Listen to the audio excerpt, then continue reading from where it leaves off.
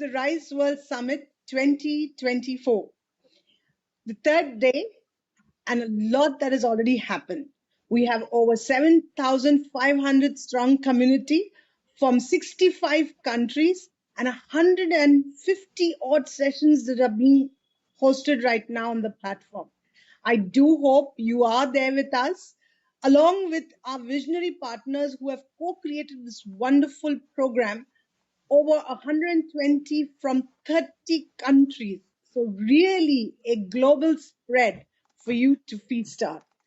With me today for this really momentous time, the launch of the Lexicon of Change, is none other than Deborah Leipziger, the author and the founder, the concept, everything coming from Deborah today, who will launch this Lexicon of Change, a very, very critical and evolving program that has taken a lot of people into it from across the world and is finally ready to be released.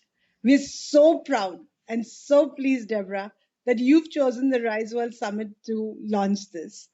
And of course, with her, we have Bill Baue, the Senior Director of R 3.0, again, an internationally recognized expert on sustainability. And as a serial social entrepreneur, he has co-founded and instigated several enterprises. R 3.0, of course, but also science-based targets, sustainability context group, Sea Change Radio, and Current. Bob currently serves as a senior director of R 3.0, a not-for-profit common good that networks a global community of positive mavericks, a word you're going to find in the Lexicon of Change, focused on transcending incrementalism to trigger necessary transformations that enact living systems principles. That's really a beautiful thought, Bill. And I think with that, I'm going to hand it over to Deborah to take it away. Once again, Deborah, congratulations from all of us here at the Rise World Summit. We are waiting with bated breath. Thank you so much, Karan. It is an absolute joy to be here today to launch the Lexicon of Change. This has been a project for almost a decade, and we have partners from all over the world who have contributed language. And our idea is that we need new ways of thinking, acting, and being. And for that, we need vocabulary, new ways of thinking. And the lexicon draws on words from many languages, from many disciplines. So we have words from science, from oceanography, from geology, from many disciplines, from ecology and human rights. And this helps us imagine a different future. And we desperately need new ways of thinking if we're going to achieve the UN global goals. We're at the halfway point for the UN global goals, and we've only achieved about 15% of the UN global goals. So the lexicon allows us to think in different ways. And it's a joy to share some of the concepts with you. And the lexiconofchange.org is live today, and you are invited to be part of this. So this is a collaborative venture, and people can submit words and definitions and even images and art, because I feel like we need art to help us understand some of these concepts and maps as well. So we welcome your contributions, and this is very much a co-creation. And Bill Baue and Karan Shaiva have been part of this project for a long time, and among the many people who have inspired me. And I did want to just briefly show you our partners. And so we have many organizations involved, but these are the partners for this version that we're launching today. And I hope you'll go to the website and learn more about these organizations as well. And I wanted to share a couple of words from the lexicon. And the first word we've already heard a little bit from Karen, but one of my very favorite terms of the lexicon is the term positive maverick, because every time I hear it, I feel hope, and I feel the way in which we can all be catalysts of change. And that is a concept that comes from R 3.0, one of our partners. And I love sharing this term because I think Karen and Bill are wonderful examples of positive mavericks. So these are leaders who are changing our view of what is possible. And I think this is what we most need right now. Positive mavericks work in networks, in Pico networks, and are looking at the systems level. And I think this is part of what makes the lexicon different as well, is that we're looking at how do we create systemic change? How do we create new ways of thinking, new ways of acting? And so I wanted to share that word, positive maverick. One of our leaders, one of the partners we have is the Meaningful Business 100. And I've been a judge for the Meaningful Business for 3 years. And there are many positive mavericks in that space as well. I love to give the example also of Bernie Glassman, who created a bakery in the U.S., in Yonkers, to eliminate poverty in the area and to create new ways of hiring, open hiring, to allow people who might not be able to come into the workforce to be able to work. So that's my word for positive maverick. And then I also wanted to introduce the concept of bioregion, which is another concept from that Bill has shared with me, and is a really critical concept for us to think about. We think about countries, but I think it's very important for us to think about geographical areas that share the same characteristics of soil and biodiversity. So I think this is a really critical concept, and I like to think of bioregions as nature's countries that we have, to think about bioregions in as a whole and as a system. And so I think those are two words I wanted to share with you, and then I wanted to leave a little time for discussion at the end. So I will close by saying this first session that there are many ways that you can contribute. We look forward to hearing words that you want to share. They could be from any discipline that relates to the UN Global Goals. You can share definitions. And we also want your feedback. And we're building a presence on social media. So I hope you'll share also your work, right? So that many of you are positive mavericks. I'd love to hear about the work that you're doing and ways in which this work inspires you. So I'm going to turn it over to my colleague and friend, Bill Baue, to share a few words, and then hopefully we'll have a little bit of time for discussion. Thank you. Great. Thanks so much, Deborah, and thanks so much, Karen. And thanks to all of you attending. I want to just pick up on this strand of sort of the historical roots of this, and just affirm that, Deborah has been pursuing this vision, as she said, for over a decade. And I've been sort of a fellow traveler, really in witness mode more than anything else, but supporting that work. But I want to go back even just a little bit further to my entrance into the sustainability field right around the turn of the millennium. And I was writing for a website called socialfunds.com, working on socially responsible investing, as it was called at the time. And I would always sort of make up words to say what I meant. And my editor was always pushing back on me. And I'd be like, my question would always be, well, do you know what I mean? And he'd be like, yes, I know exactly what you mean, but I can't find it in the dictionary. And he had some, important reasons for that. He's like, we have a global audience, that global audience might not pick up on it. So, it was what I call generative tension. It was sort of, yes, there was some tension between us. We had differences of opinion, but ultimately we both gained an understanding. And that's my sense of a good word.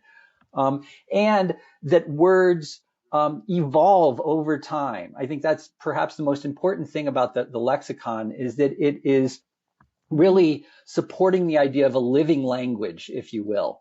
That actually, if we want transformation, if we agree that the systems that we're guiding ourselves by right now are dysfunctional, and they're in fact leading to I'll use a term from Dana Meadows, overshoot and collapse. I mean, we know we're in ecological overshoot, and Dana, connects that directly with collapses of systemic collapses.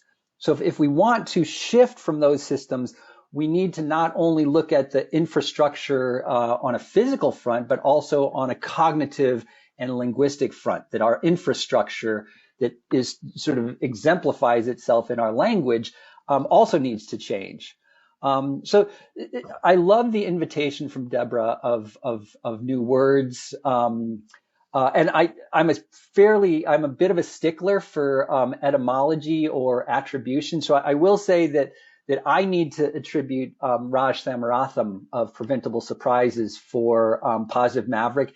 He really came up with the term as a riff on positive deviance. So positive deviance is well established in the academic or scholarly literature. It came out of a very specific situation of people deviating from what was prescribed. And I think it was in housing, and it led to better outcomes. So that's the whole idea, is that, if you see an instance where the existing system isn't functioning, you actually have an ethical obligation to deviate from that, or to propose something different. So Raj was key on that. But I'd say that we at R3.0 picked up his coining of it specific to the financial realm and broadened it. So I think that there's a role for various different people to play in that. And we at R3.0 often aren't necessarily the originators of terms, but we do help to propagate them, or to disseminate them, and to help evolve them, I guess I would say. So in terms of a term, I know you wanted to speak, have some terms out there. One term that we use all the time is thresholds, or thresholds and allocations, in fact. And that sort of fusing of thresholds and allocations together, really I attribute to Mark McElroy in particular, Mark McElroy of the Center for Sustainable Organizations, but he traces it back, further in particular to Mathis Wackernagel and Bill Rees, when they created the ecological footprint concept that was taking a threshold, or in their instance, the carrying capacity of Earth systems, or the biocapacity, and then allocating that, or creating a fair share of that. And they did that on a national level. Mark's work moved it just from a national level to a more generalized, including to the organizational level, or, the bioregional level, you could say. The term thresholds and allocations is an important one in our thinking. And we're seeing the development going forward over the time that I've been in this field. So the 2009 publication of the planetary boundaries paper and concept was an example of a threshold. Kate Raworth's 2012 publication of the donut economics concept further took that. So she built on the planetary boundaries concept and added an inner ring of social foundations. And so I think this is an instance where I would refer back to Deborah's notion that pictures play an important point. So Kate makes a really sort of a fundamental point in her book from 2017, that what made the donut really catch fire was, it's an idea that had been around since at least 1974, and Barbara Ward and the Cocoyoc Declaration from a UN meeting down in Mexico. But really, this is an example of that concept had kind of sat on a shelf and really was vitalized when Kate Raworth got this sort of quirky, visualization. And it was something about the right combination of seriousness and that kind of quirky, a donut, that it wasn't a bagel. For some reason, a donut worked just right, and it caught fire. So I think this is why it's really important to be looking at how we, and I'll finish here by referencing Vanessa Andreotti, the author of Hospicing Modernity. And I would encourage folks to look up her sort of articulation of coloniality / modernity. She fuses those two terms together and says that modernity is essentially predicated on coloniality. But she talks about wording the world. And she looks at it both in its sort of negative connotations, that you can have words that sort of circumscribe the world, or words that advance injustices, you might say. Mm-hmm. And then you can also word the world in ways that are expansive and liberatory. And I think that's what the Lexicon of Change is all about. So I'm really glad to have been on this journey with you for the past decade, Deborah, and I'm looking forward to continuing on going forward. Excellent. Thank you so much, Bill. It's really helpful to have this context that you're providing, and also your collaboration across this time. And I think that the lexicon has many applications. I think in teaching, I've used it in my courses, both teaching MBA students and also undergraduates, and it's a really good way to encourage different ways of thinking. And I love that you brought up coining new language, because I think when we give permission to people to think outside the constraints of our language, which is very narrow, to open that up, it's very expansive, and it generates a new kind of creativity and ways of thinking, which is really excellent. So I did want to open it up for questions and see what people want to share, and also to encourage you to look at the 1 hour fireside chat that I did with Karen, which is available, and which gives more depth to the lexicon project. So let me open it up and see what people, reactions, comments, ideas. Yeah. So, Deborah, I think one of the things that we are going to do. So, firstly, again, congratulations. I think really, really, like as Bill said, it's been a passion project that has taken a decade to evolve. So, I think for sure it's really wonderful to finally see, bring it out in its entirety, right? So congratulations on that. And also, I think, as you rightly said, we've got a fireside chat that we have for tomorrow morning, India time. And so definitely encourage people to see that. Or if you are in EST, US time, the evening for you. Also, what we will do is we will put up the description and the link to it in the fest section of the Rise World Summit, so that people get a chance to also access it from there on a continuous basis right till the end of the Rise World Summit. Now, we didn't do it till now because we wanted it to be launched, right? So now that it is launched, we will have it up on the platform as well, so that more and more people get a chance. And of course, we would encourage everyone to please do share your words. There's a wonderful opportunity over there in the website itself.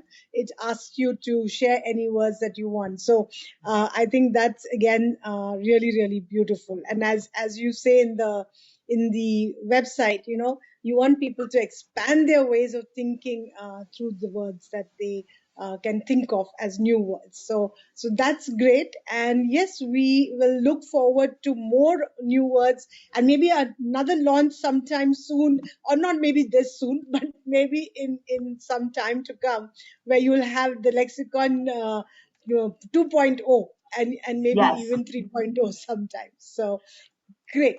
Bill, I mean, maybe we can also go over to you because Yeah. like Deborah said, the lexicon of change is a lot to do with sustainability and changing systemic change. I think that's the most important. And the Rise World Summit is actually focused. The theme this year is Think Different, Act Together, so that we look at systems innovation and value co-creation. And I think with regeneration, etc., this becomes really, really kind of fits in well together. So maybe you could share a little bit of your thoughts on those aspects. Yeah. Yeah, I think I have sort of two thoughts. One is just to go back to your introduction of me, which included this term incrementalism, which, if you look it up on Wikipedia, it has this definition that is actually completely different and in some ways contrary to the ways that the term incrementalism has emerged and is now pretty broadly used and understood in the field of sustainability. And essentially what it means is that, incremental improvement is fine when there's no threshold, when there's no sort of tipping point of danger. But if you've got a tipping point, if you're heading towards a waterfall, right, and you slow down as you're heading towards that waterfall, that incremental change doesn't save you. You actually need to slow down to a stop and start rowing in the other direction. And so that's, that term incrementalism is one that I think is, I can't remember if it's on the lexicon yet, but if it's not, I will make sure that it makes it there. So that's an example. But I want to scope back to the way that you framed the summit altogether, Karen, which I think, in our thinking, we've really been focusing on this emerging notion of positive social tipping points. So a tipping point and a threshold are sort of related to one another, but throughout our explorations of the idea of thresholds, we've looked at negative tipping points. So tipping points where it goes from a stable system to an adverse system, like the climate regulatory system collapsing, for example.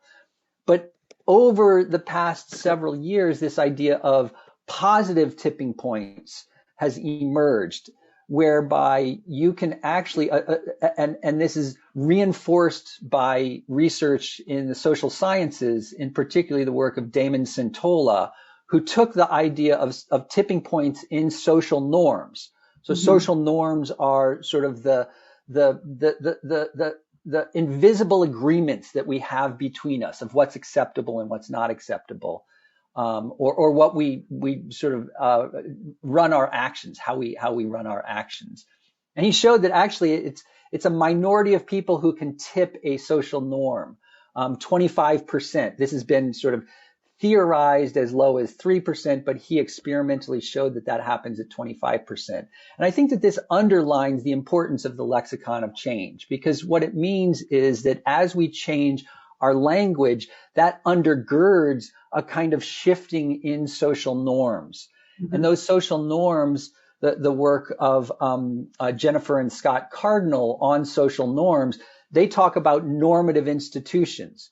And what they argue is that normative institutions or institutions serve two purposes. One is that they help to reinforce norms that we've all sort of arrived at and agreed to.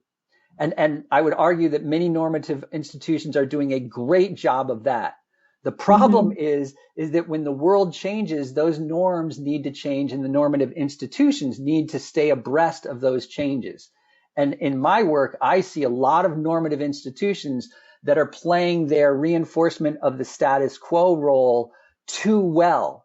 And they're not playing their role of normative institutions of tracking emerging dynamics that need to be integrated into those norms. So that's just a little bit of our thinking of how language and action tie together.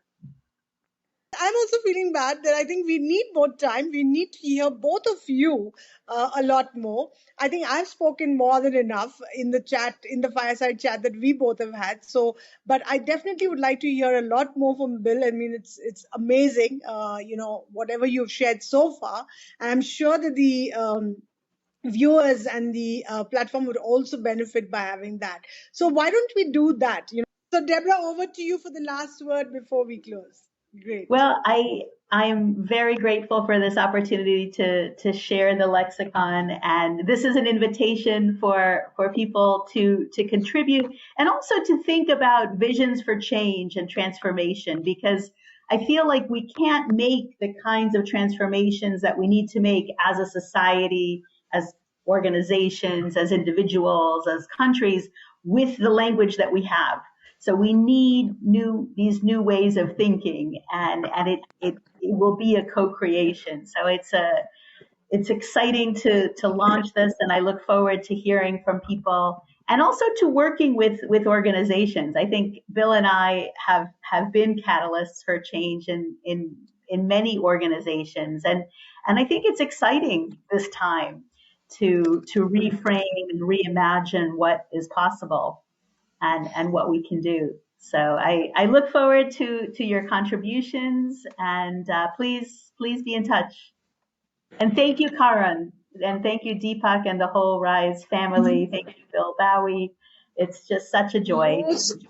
Most welcome, Deborah. I think it is our privilege and our pleasure. So more than happy to have had this on our platform itself. And of course, wishing you all the very best, for a lot more to come with the Lexicon of Change. I'm sure it's going to do what it's set out. Yeah. And thank you, Bill, for being with us. Thank you very, very much. Thank you, Karen. Thank you, Deborah. Excellent. Thank you. All the best for the rest of the summit.